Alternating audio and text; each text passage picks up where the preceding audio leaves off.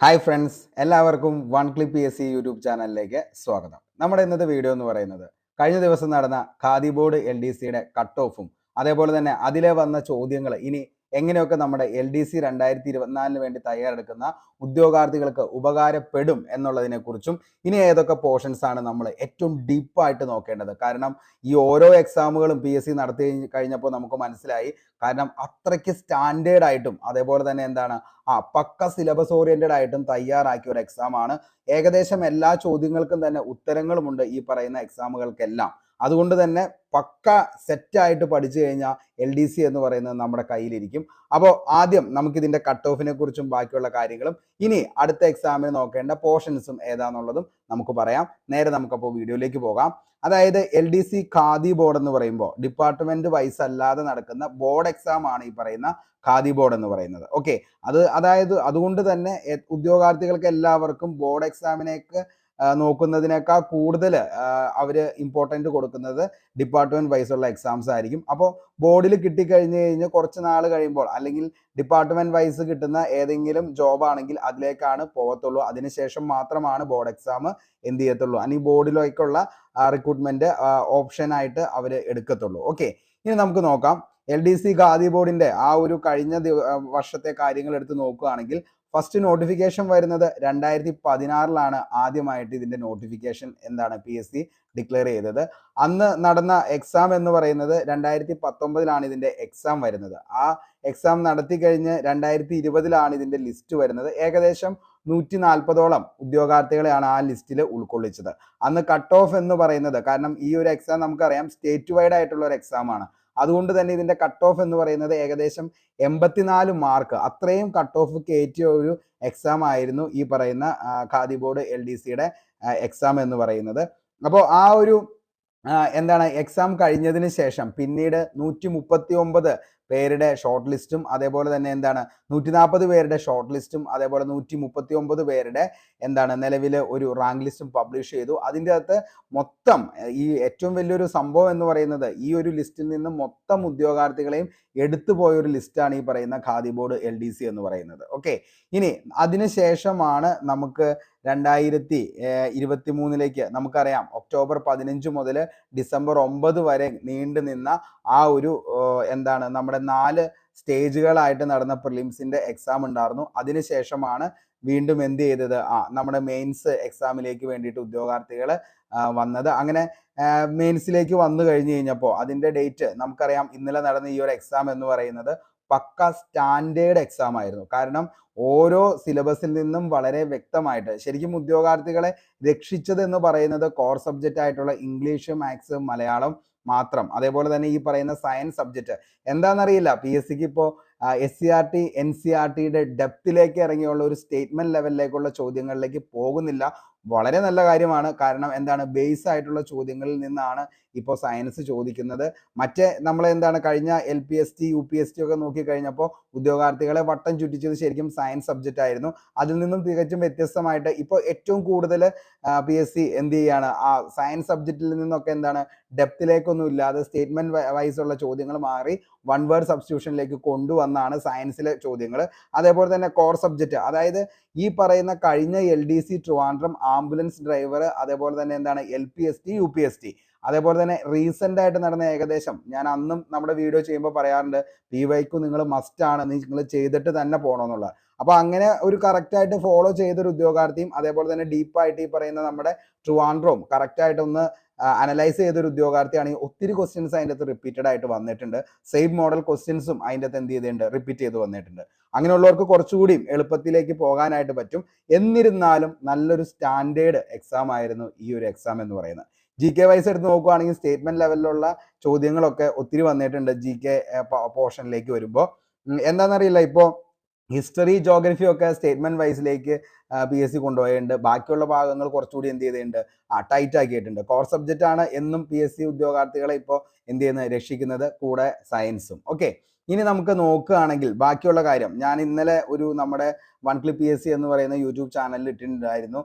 ഒരു പോളിന് വേണ്ടിയിട്ട് ഇട്ട് കഴിഞ്ഞപ്പോൾ അതിൻ്റെ അകത്ത് ഉദ്യോഗാർത്ഥികൾ ഏകദേശം 65-70 മാർക്കാണ് 24% ആളുകൾക്ക്, 70-75 6% ഉള്ളൂ, 75-80 6%, 85+ 7%. ഇത് ഈ ഒരു വീഡിയോ കണ്ടു കഴിയുമ്പോൾ താഴെ സാറേ എനിക്ക് 95-ന് മുകളിലുണ്ട്, അതേപോലെ തന്നെ 98 മുകളിലുണ്ട്, എനിക്ക് ജോലി കിട്ടുമോ എന്നുള്ള ഉദ്യോഗാർത്ഥികളുടെ അടുത്ത് പറയാനുള്ളത്, അതായത് 80 മാർക്കിന് മുകളിലേക്കുള്ളവർക്ക് എല്ലാവർക്കും എന്ത് ചെയ്യും, ജോലി കിട്ടുന്നതായിരിക്കും. ഓക്കെ, 80 മാർക്കിന് മുകളിലേക്ക്.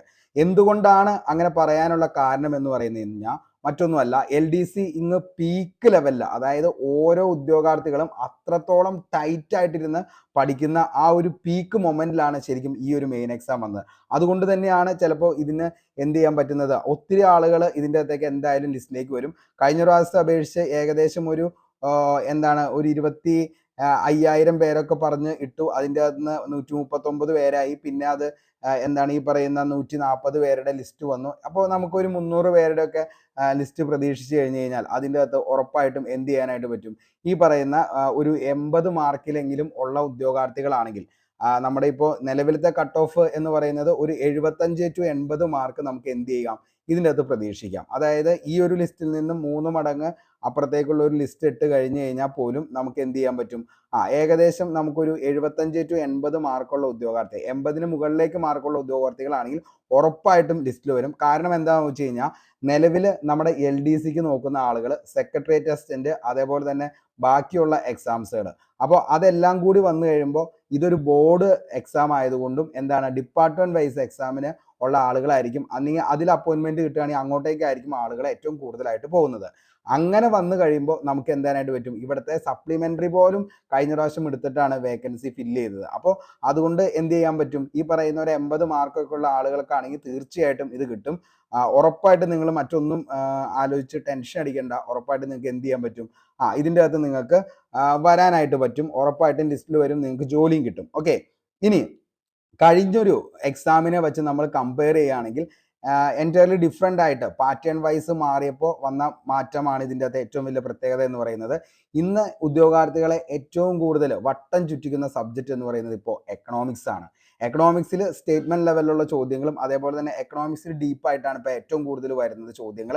അപ്പോൾ അതിന് വേണ്ടിയിട്ട് എക്കണോമിക്സിൽ നമുക്ക് ഏറ്റവും കൂടുതൽ പഠിച്ചിരിക്കേണ്ടത് 10ാം ക്ലാസ്സിലെ ധനകാര്യ സ്ഥാപനം സേവനങ്ങളും എന്ന് പറയുന്ന ഒരു ചാപ്റ്റർ ഉണ്ട്. അതേപോലെ ക്ലാസ് 8 സാമ്പത്തിക ആസൂത്രണം എന്ന് പറയുന്ന ഒരു ടോപ്പിക് ഉണ്ട്. ക്ലാസ് 9 സമ്പദ് വ്യവസ്ഥയും സാമ്പത്തിക നയങ്ങളും. ഇത് LDക്ക് മുമ്പായിട്ട് പഠിക്കുന്നവരാണെങ്കിൽ ഒരു ചെറിയ റിക്വസ്റ്റ് ആണ്, നിങ്ങൾക്ക് പറ്റുമെങ്കിൽ എന്ത് ചെയ്യുക, ഈ പറയുന്ന എക്കണോമിക്സിന്റെ നമ്മൾ ഈ ഒരു ചാപ്റ്ററിന്റെ 3 ചാപ്റ്ററിന്റെയും ക്ലാസ് നിങ്ങൾക്ക് വേണ്ടി പ്രൊവൈഡ് ചെയ്യും. എന്നിരുന്നാലും നിങ്ങൾ എന്ത് ചെയ്യുക, ഇതൊന്ന് ചിലപ്പോൾ നിങ്ങൾക്കറിയാലോ, നമുക്കിത് എല്ലാം ചെയ്ത് കംപ്ലീറ്റ് ആവാൻ ചിലപ്പോൾ സമയം കിട്ടിയില്ലെങ്കിലും നിങ്ങൾ എന്ത് ചെയ്യുക, ഇതിൻ്റെ എല്ലാം നമുക്ക് PDF നമ്മുടെ ടെലഗ്രാം ചാനലിൽ കിടക്കുന്നുണ്ട്. 8ാം ക്ലാസ്സും 9ാം ക്ലാസ്സും 10ാം ക്ലാസ്സും എല്ലാത്തിൻ്റെയും ചാനലിൽ നമ്മുടെ കിടക്കുന്നുണ്ട്. അല്ലെങ്കിൽ നിങ്ങൾ എന്ത് ചെയ്യുക, നേരെ സമഗ്ര ആപ്പിൽ കയറി കഴിഞ്ഞാൽ നിങ്ങൾക്ക് ഇതിൻ്റെ ടെക്സ്റ്റ് ബുക്കിൻ്റെ ചാപ്റ്റർ ഏതാണെന്നുള്ളത് നിങ്ങൾക്ക് കിട്ടും. ഒന്ന് വായിച്ചിട്ട് പോകാനായിട്ട് ശ്രമിക്കുക, ഉറപ്പായിട്ടും ഉപകാരപ്പെടും. അപ്പോൾ ധനകാര്യ സ്ഥാപനങ്ങളും സേവനങ്ങളും എന്ന് പറയുന്ന ഈ ഒരു ടോപ്പിക്ക് വായിക്കുക. അതേപോലെ തന്നെ ഇന്ത്യയും സാമ്പത്തിക ആസൂത്രണവും എന്ന് പറയുന്ന ഈ ഒരു ടോപ്പിക്കും മസ്റ്റായിട്ടും, അതായത് LDCക്ക് വേണ്ടി പോകുന്ന ഉദ്യോഗാർത്ഥികളാണെങ്കിൽ എക്കണോമിക്സിന്റെ ആ ഒരു വിഭാഗത്തിൽ നിന്നും എന്ത് ചെയ്യുക, അത്രയും ചാപ്റ്റർ എന്തായാലും ഒന്ന് നോക്കുക. അപ്പോൾ ഈ ഒരു ഇന്നലത്തെ എക്സാമിന്റെ കട്ട് ഓഫ് എന്ന് പറയുന്നത് 75-80 ആണ്. പിന്നെ ഞാൻ നിങ്ങളുടെ അടുത്ത് ഇനി കൂടുതലൊന്നും പറയേണ്ട കാര്യമൊന്നുമില്ല. നമ്മുടെ ഹോട്ട് ടോപ്പിക്സിന്റെ അകത്ത് ഏകദേശം നിങ്ങൾ ഇപ്പോൾ കണ്ട ഉദ്യോഗാർത്ഥിനാണ് നിങ്ങൾക്ക് മനസ്സിലായിട്ടുണ്ടാവും, ഏകദേശം 65+ ചോദ്യങ്ങൾ അതിൽ നിന്നും മാത്രം ചോദിച്ചിട്ടുണ്ട്. മാത്സ് ഒഴികെ ബാക്കി എല്ലായിടത്തും നോക്കുകയാണെങ്കിൽ 65 കൂടുതൽ ചോദ്യങ്ങൾ ചോദിച്ചിട്ടുണ്ട്. ഏകദേശം നിങ്ങൾക്ക് കണ്ടു തീർക്കേണ്ട ക്ലാസ് എന്ന് പറഞ്ഞത് വെറും 60-70 ക്ലാസ്സുകളിൽ നിന്ന് നിങ്ങൾക്ക് ഈ പറയുന്ന 65 മാർക്കിൽ കൂടുതൽ ചോദ്യങ്ങളാണ് അതിൽ നിന്ന് കിട്ടുന്നത്. ഞാൻ ഒരിക്കലും 1000 ക്ലാസ്സുകളോ 1500 ക്ലാസ്സുകളോ അങ്ങനെ ഒന്നും നിങ്ങൾക്ക് തരുന്നില്ല. എന്താണോ നിങ്ങൾക്ക് പഠിക്കേണ്ടത് കണ്ടന്റ് വൈസ്ഡ്, അതായത് എക്സാം ഓറിയന്റഡ് ആയിട്ട് ഒരു ഉദ്യോഗാർത്ഥി എന്തൊക്കെ കാര്യങ്ങളാണോ പഠിക്കേണ്ടത് അത് മാത്രമാണ് നിങ്ങൾക്ക് തരുന്നുള്ളൂ. ഒരു ദിവസം ഒരു ക്ലാസ് എന്ന ലെവലിലാണ് നിങ്ങൾക്ക് തന്നുകൊണ്ടിരുന്നത്.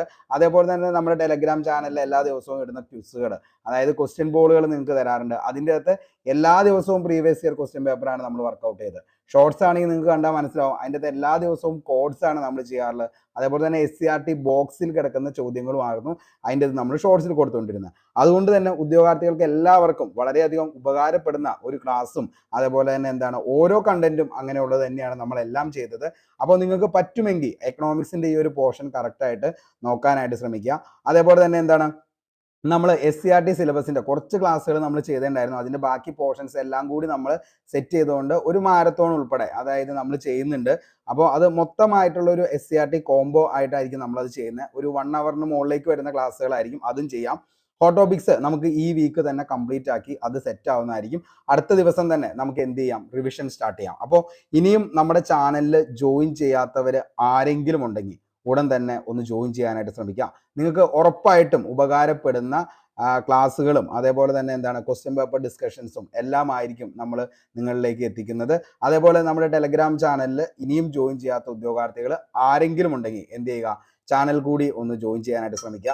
ഇതെല്ലാം നിങ്ങൾക്ക് ഫ്രീ ആയിട്ടായിരിക്കും ക്ലാസ്സുകൾ വരുന്നത്. അപ്പോൾ അതുകൊണ്ട് തന്നെ നിങ്ങൾക്ക് എന്താണ് ഈ പറയുന്ന കാര്യങ്ങൾ കറക്റ്റായിട്ട് പഠിച്ചൊരു ഉദ്യോഗാർത്ഥിയാണെങ്കിൽ ആദ്യത്തെ 100 റാങ്ക് ലിസ്റ്റിലേക്ക് ഉറപ്പായിട്ടും വരുന്നതായിരിക്കും. ഓക്കെ, അപ്പോൾ ഇത്രയും കാര്യങ്ങളാണ് പറയാനുള്ളൂ. എല്ലാവർക്കും വീഡിയോ ഇഷ്ടപ്പെട്ടെങ്കിൽ ഒരു ലൈക്ക് അടിക്കുക. അതേപോലെ നിങ്ങളുടെ അഭിപ്രായം അതെന്ത് തന്നെയാണെങ്കിലും താഴെ കമന്റ് ബോക്സിൽ രേഖപ്പെടുത്തുക. പുതിയൊരു വീഡിയോയുമായി നമുക്ക് വീണ്ടും കണ്ടുമുട്ടാം. Signing off, Arun Kombanadan. Thank you.